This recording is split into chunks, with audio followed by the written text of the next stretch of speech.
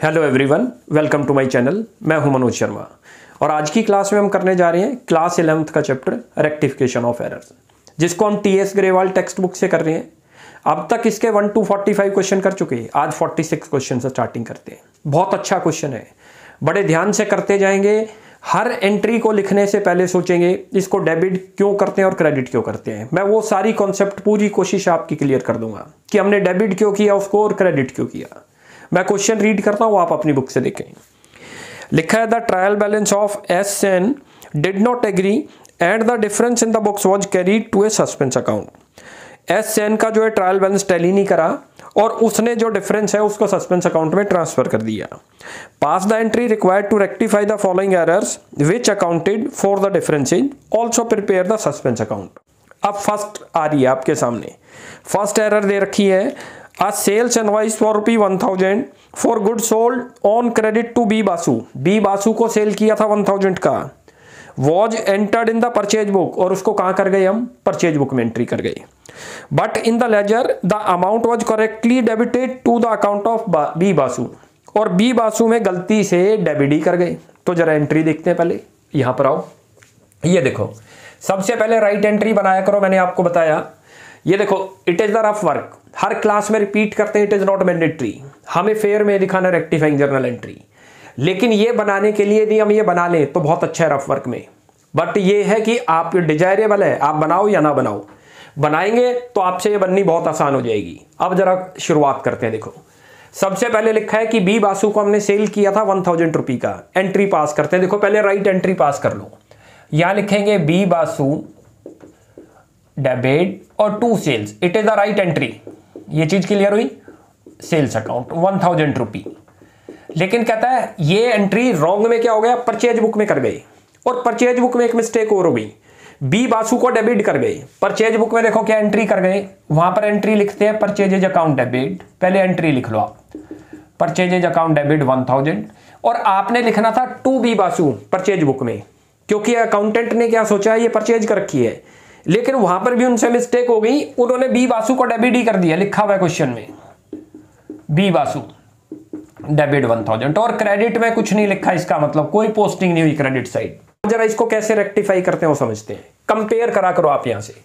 देखो, B Basu debit है और रॉन्ग में भी बी बासु क्या हो गया, डेबिट ही हो गया बाई चांस। तो बी बासु में तो कोई गलती नहीं हुई।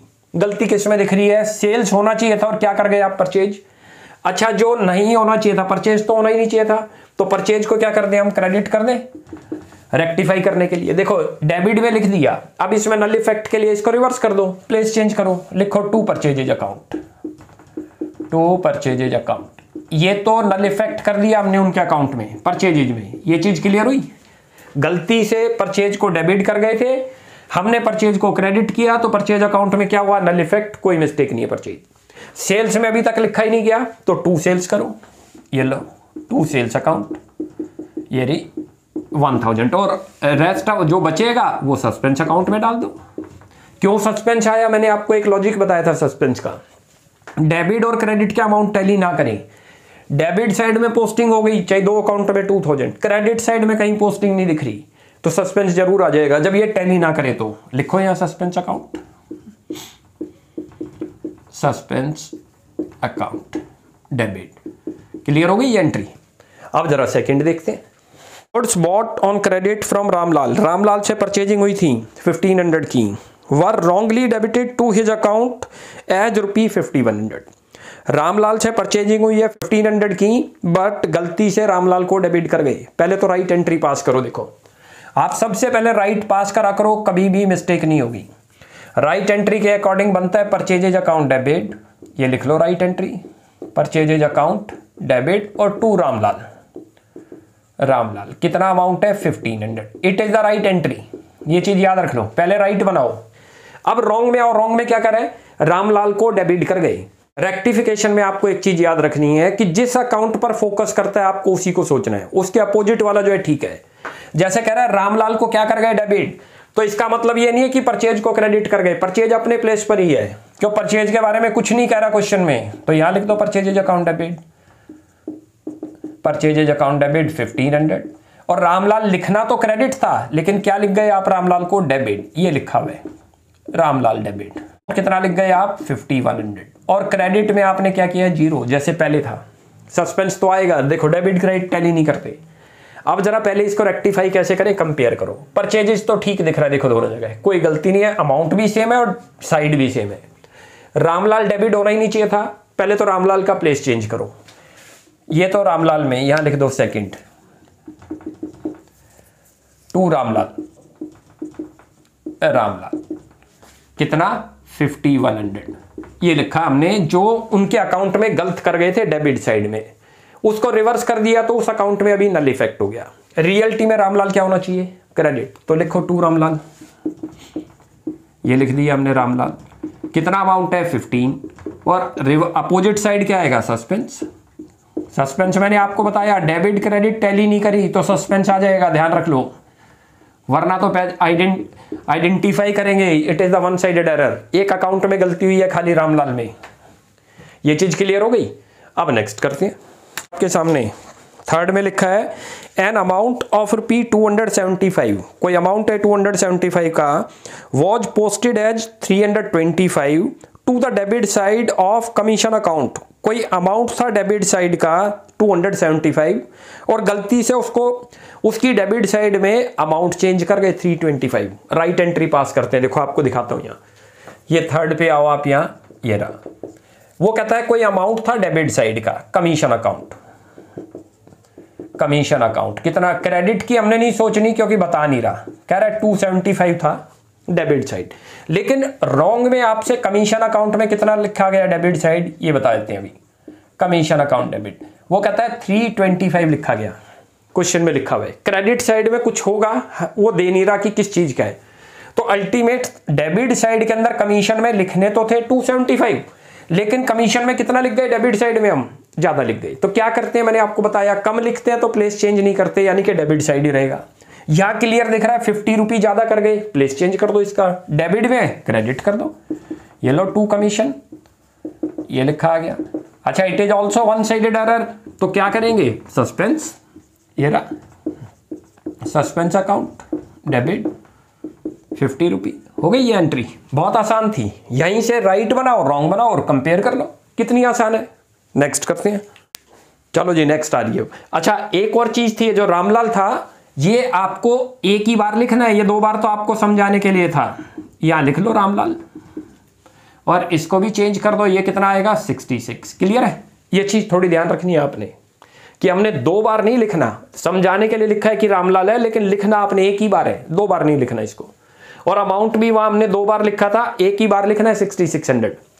अब फोर्थ करते हैं, चलो जी फोर्थ आपके सामने आ रही है, लिखा है cell book for the month of April was undercast by ₹100, 100 से अंडरकास्टेड हो गई है सेल्स बुक, तो इसकी जर्नल पास नहीं करते, मैंने आपको बता रखा है। डायरेक्ट यहां समझाता हूं, देखो किसको बोलते हैं, ये आपकी सेल्स बुक है, ऐसे बना लिया करो, ये लो ये सेल्स बुक, और सेल्स बुक के अंदर हमने बहुत सारे लोगों को सेल कर रखी होगी, जैसे लेट करो ए को कर रखी है, बी को कर रखी है, ये इट इज अवर डेटर, क्योंकि क्रेडिट में सेल है वही सेल बुक में लिखते हैं, ये काफी सारे डेटर होंगे। और फिर इस टोटल को क्या बोलते हैं कास्टिंग, इन तीनों के सम को, जितने भी होंगे, तीनों चारों जितने भी होंगे आपके पास, सबके सम को क्या बोलते हैं इट इज कास्टिंग।